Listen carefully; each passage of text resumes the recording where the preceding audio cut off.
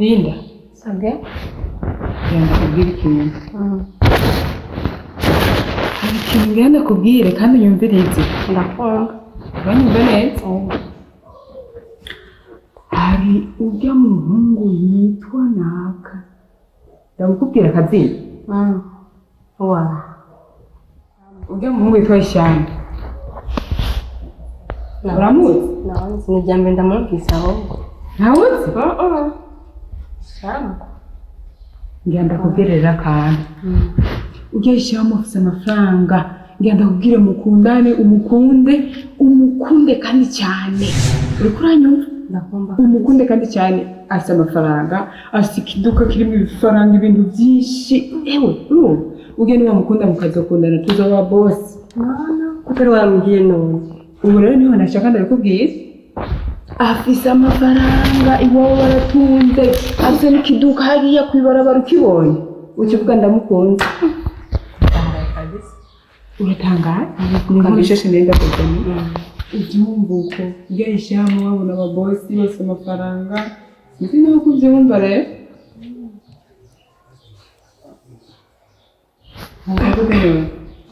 Asha, uko ndabyumva. Ahubwo urakoze kumbwira. Ngenda ukorera umuti. Uzomukunda? Nzomukunda nawe ntabona indi. N'umuhungu mwiza w'ibogari. Ahubwo urakoze kumbwira. Afise ikiboko kimwe kingana. Urakoze kumbwira mwiza umubonye. Nawe uzoca uvuga ati kumbe shangazi wanje ntiyampenze nahanyene. Umuhungu mwiza agororotse ameze neza nawe mu bitazobwaye. Erega Linda. Sabwe muhungu. Yari yabwiye kurya mukozi. Umukozi? Yego niwe yari yantumye ko. Umukozi? Mana byumva. Mana. Yari yantumye ko umukozi. Ariko mvuga ati sishaka gukorera ndi umukozi. Mwana wanje ari ngaha. Urabyumva neza? Uri kuranyumva? Ndabyumvise kabisa. Nicyo gituma nashatse ko ndabibwira umukozi. Ndabibwira wewe. Urumva? Umukozi kweli? Umukozi. Ahubwo urakoze kumbwira. Umukozi yari yakoze urya mukozi kandi waravuga ngo utacabaye. Ariko urabona nawe nawe nashatse ndakubwirira akantu. Nshobora nawe. Ariko urya mukozi uje muri bataberanye. Baberanye nawe. Sinzi nawe ko byabereye. Ntiramura akantu. Kandi urya muhungu afise amafaranga. Iwawe. Ibintu biruzuye, imangazini iruzuye hage barabubonye. Tuvuga zishangazi kandi ntibambeshe. Bosi rero. Kugira utunge. Mu minsi mikeya. Tuzosigara tugira mu gipira. Mana. Ngiye gukora akazi urakoze kumbwira kweli. Nakubwiye ugira ibanga mwa. Sawa rero. Yego. Shangani ndakubaza. Ujya uwo mukozi turavuga nzi nawe. Ni ayo ni nje inzi. Ujuzi. Urya mukozi. Yo nyine nzi. Urya nyene. Ndakaje bwa bigo. Sinokwemera. Ntukwemera? Sinokwemera. Kugira ati gira ubishapu uzuramweka ati ndagukunda ibintu byinshi nyene. N'ishangazi. Ndabigenze gute? Wahane ngo ndakubwira.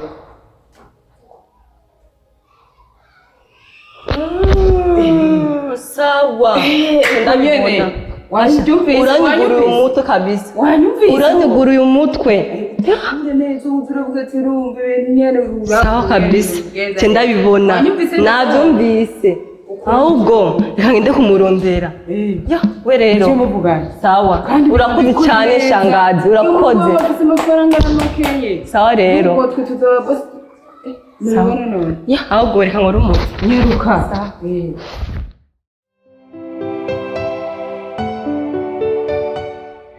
None urupangu umeze gute rero? Nachopeye. Wachopeye? Ubigenje gute nabwo? Mvanya na kigenjeje.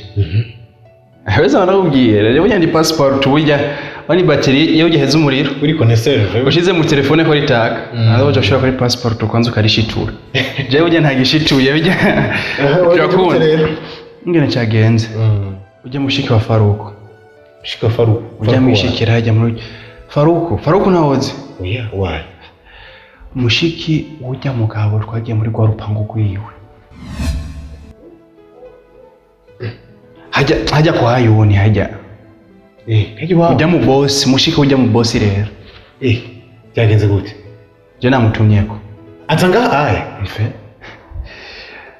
aha nyene uramuhungura ushaka kurona ibintu ibintu vyagenze gute none kugira ngo dusuma kujya ayo none ko tuva twononera ibintu yakanyoni katagurusa nikamenye ubwetse none wewe hajyona bazingene batwirukanye tugigenda ubwa mbere na iyindi nzira yo kumushikiriza ko ari kwikura nico kibazo naje kuri imverne ujye aya gutiyoza reka rero wumve bazingene yavyishimiye yaje ndambwira ingene gipanze ujya mukobwa ndamupanga vyose ico yavuze ati ujya mukobwa areke gusinzira areke gusamara agiye kumwereka ibintu ingene bipanze ingene kimeze reka ndakubwira rero ntabwo umenga ibintu wabikuye mu nzira ushobora gusanga wabishyize witaye mu kibazo kandi ushobora gukinaye mu jewe ujya mukobwa ameze neza reka ndakubwire uwo nakubwiye ntuzuze urabona abantu ngo babone ku myambarire yabo cyangwa ukuntu bameze ngo umenga abantu beza sibyo umuntu ashobora kumubwira hajya aya kajya kajambo kumbe wewe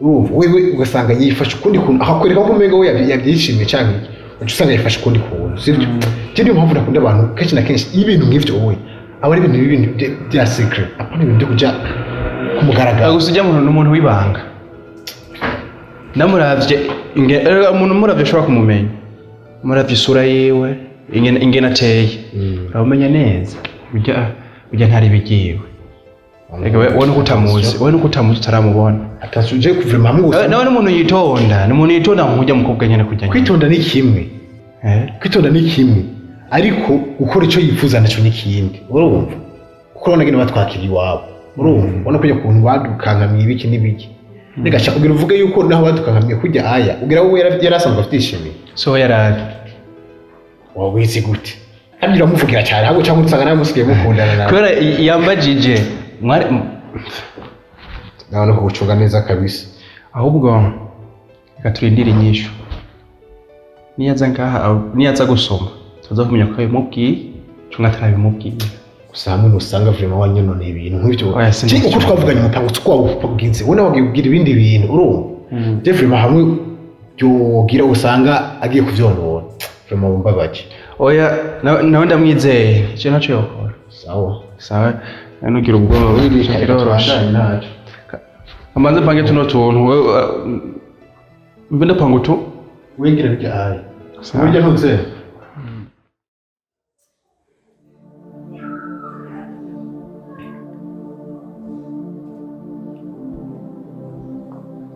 naringiye gato rero ujahe kuma ngaho mfise ivyo ngenda kubwira ndakubaze kwanza ayoni ukurugutura amatwi yawe wumvirize neza ngira ndakubaze ikintu kimwe wewe waje ku kazi cyangwa waje gukundana n'ubuhungu bwo ngaha mu gisagara gukundana yene byo ku kazi waje ku kazi ko baguma banzanira amakuru bambwira ngo ujya mukobwa wawe ngo aguma aje gukundana n'ubuhungu butandukanye bwo ngaha mu gisagara kandi ndiko ndakubona nawe ndabona ko watanguye guhinduka abantu bo mu mujyi kumbe ntiboroshe je ko mbona atana abantu tuvugana nta bantu muvugana musoko urupango wapi kweli ibyo by'abahungu ya iyo si yondi iyo si yuri ya wewe waje gukora akazi cyangwa waje gukundana n'abahungu bo mu gisagara je nakubwiye ntumbeshe kuko ukambesha nzobibona je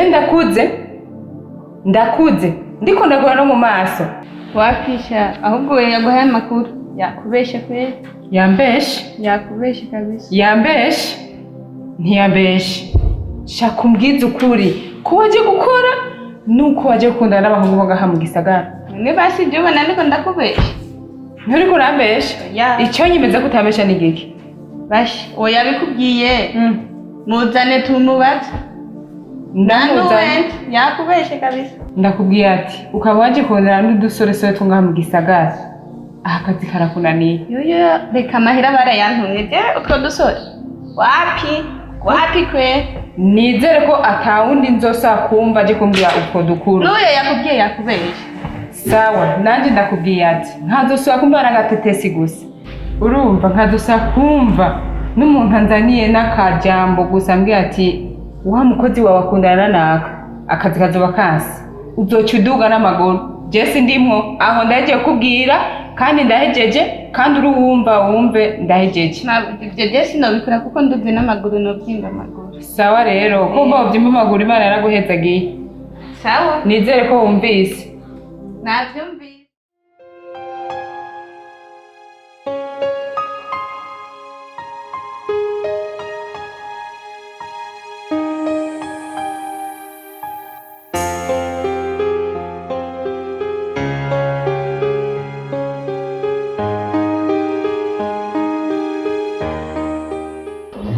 ajya amafoto y'amasiripping nayo mbarore yaheze hama ikindi nacyo cyaheze gabasha n'iki oya hano n'abaziriya ntuzera soya amajya amafoto y'amara ari arimwo arimo ajya amafoto y'amasiripping ndabona yaheze ikindi gabasha kiba cyaheze n'igiki Ega, ubwo sister karibu. Nitwa Chakuboy. Naona kweli duka ni nziza kabisa. Merci beaucoup. Sinzi twafashe. Ego kabisa ndaona ndaona umeze neza kabisa. Hama nitwa Misri. Misri? Ego. Ego. Hama nje ndi umwana wa Faruk. Faruk? Ego. Faruk ni namutse. Faruk siwa mzee. Ujya mzee afise umuntu mzee ya aba umenga uci si hano twagenda cyangwa ujya mutajire hajya hepfo niwe Ego niyo. umwana wa Faruk Ndi umwana wa Faruk. none we uri mukuru wayo ni Aho ni umukozi wo muhira akora akazi ko muhira nyine akazi gasanzwe nyine. kuba umukozi nibaza si ikibazo kuko nimba akora akazi kawe kamuhemba niba tutaka ikibazo kuko nanje unga ari umukozi wanje arankorera amuhemba Uyu mba birumvikana kuko nakazi ko muri alimentation niba nziza mugaba yo ni akora akazi ko muhira agakoropa agakubura agatumesera mba ibyo ni ibintu bisanzwe vraiment abo kuba afise no umutima wo gukora atigira nk'abanyamuji bandi ni byiza cyane urumva nimba akora ni sawa uko biri kose nibaza bataka ikibazo sibyo abo gusa nayo naketse yuko uri mukuru wiwe yako nta kibazo nimba akora nimba agira iki abo twese turakora ariko ako kajambo nyene karenga ko ni kucumenga n'ibindi bintu sibyo ariko ni bisanzwe ikibe n'akazi kadahemba gusa akazi gahe umaze ufise akazi kaguhemba kuko bakari kose nta kibazo n'akazi kabi karimo amafaranga burya akazi mwavuga akazi ko kwica kubukoroga ubwo nibwo boroya gusa arakazi ukora kari mu buryo bwo guha amafaranga burya nibwo buzima muri kakore burya yugira yiteza imbere nawe burya ejo nabo dusanga ariko akoresha abandi kuko mwese afise inzira cyamo ugasanga ageze ku ntego nziza kandi vraiment burya ndanezerewe kubona tumenyanye kuko ujya ayone vraiment naramukunze vraiment ahubwo ni wowe tuzamfasha kuzana uramvugira hali aya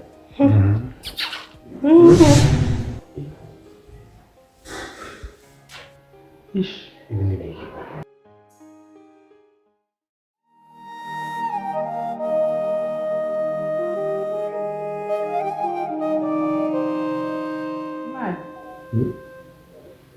Najya kubwira ko ngiye muri biri n'ingaruka tutazugenda kwa mukecuru. Itegure rero byose nza kumara umwanya nk'isaha imwe nzobanagarutse tujayo umvise uriya mukecuru nyene wareze yayuni niwe nshaka kuraba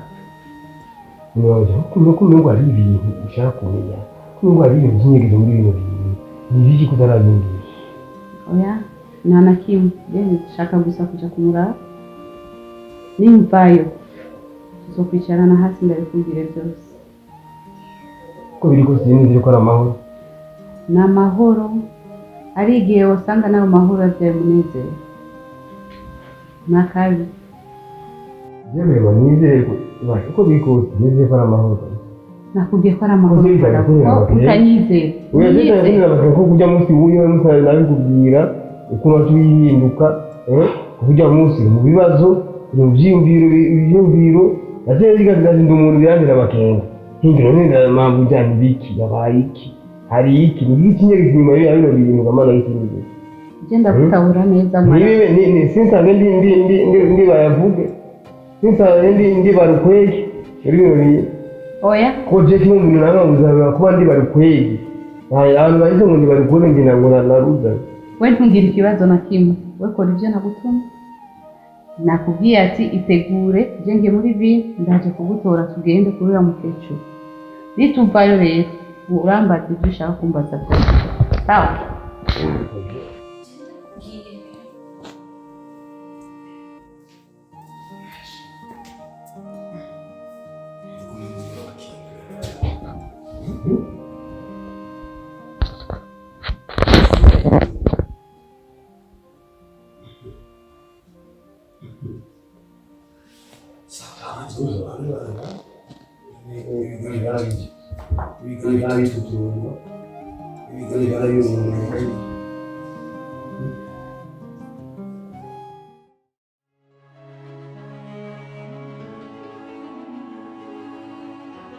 ariko uje nagiye kuvuga ntujye mu ntuzi mushangazi wiwe wari wari kwishuka kwera umuntu ujye mushangazi wiwe kubiza kubona ungere twaba ungere tugi wabo ujye mugabo ujye mu boss wiwe ujye mu databuja wiwe ukuntu yatwakiriye barakaze cyane ujye mu ntuzi ujye mushangazi wiwe niba muki bese wavuze mushangazi wiwe wavuze ye shangazi wiwe ntabwo ko atari umuntu mwiza urumva so ujya ngiye hajya nabanje ndaraba pozisiyo y'ingene imeze bati muzehe turabyiye yatwakiriye ibitutsi byagiye ko hejuru aranagutelefona ingene byagenze ko gutukira ko turabyuka ku telefone ariko aragutuka ingene byagenze gutukira ku telefone maruje wowe nawe ujya mu mera aracinyitse urumva aratekereje cyane ujya mu zamu yatwugururiye ujya sanga nk'abana bo nkuko ujya ndamuciye ko